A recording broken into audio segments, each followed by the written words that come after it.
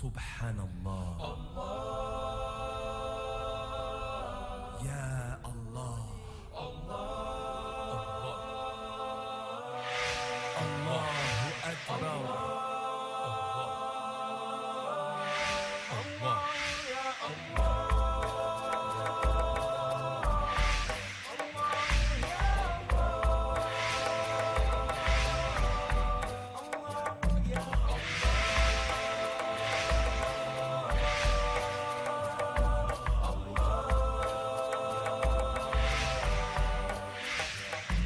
Bismillah, wa salatu wa salam à Rasulullah. Le prophète Mohammed sallallahu alayhi wa sallam, sur lui la grâce et la paix, il était illettré, il savait ni lire ni écrire, il venait des déserts, ça fait plus que 1400 ans avant ça. Et aujourd'hui, notre frère suisse converti à l'islam, il va nous parler, Inch'Allah, de un des miracles scientifiques qui sont découverts dans le Coran. Au nom de Dieu, le tout clément, le tout miséricordieux, laissez la moisson en épi.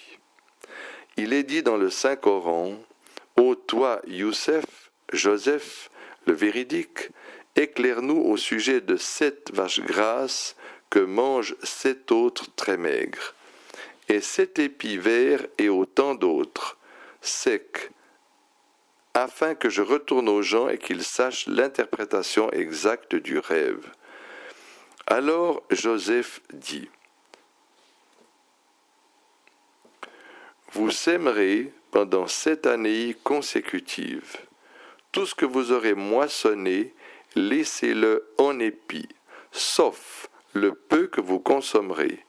Viendront ensuite 7 années de disette qui consommeront tout ce que vous aurez amassé pour elles, sauf le peu que vous aurez réservé comme semence.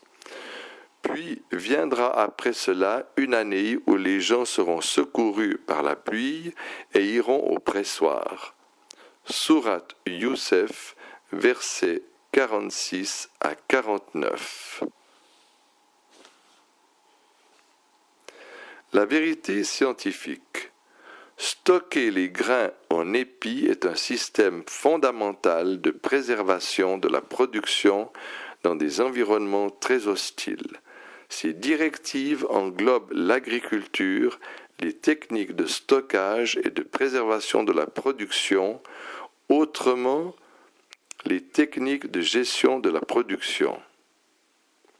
Le docteur Abdelmajid Belabid et ses collègues de l'université de Rabat au Maroc ont fait une étude expérimentale sur des grains de blé conservés en épis. Ces grains restèrent intacts durant 2 ans, contrairement aux grains battus. Les résultats préliminaires montrèrent que 100% des grains en épis étaient restés en bon état, sans oublier que le lieu de stockage était un lieu ordinaire qui ne jouissait d'aucune condition climatique spéciale. Dans ce cadre, il apparut que les grains en épis perdirent une grande quantité d'eau et devinrent secs avec le temps, et ce, contrairement aux grains battus. Autrement dit, l'on se rendit compte que le blé battu était constitué de 20% d'eau, ce qui a un effet néfaste sur sa productivité, sa croissance et sa valeur nutritive, car l'eau favorise son pourrissement et sa détérioration. Puis les chercheurs comparèrent les facteurs de croissance des grains restés en épi et celles des grains battus, et ce durant 2 ans. Les résultats furent les suivants. Les grains en épi s'avérèrent plus croissants de 20% du point de vue de la longueur des racines et de 32% du point de vue de la longueur des tiges, après quoi les chercheurs évaluèrent les protéines et les glucides qui restaient intacts.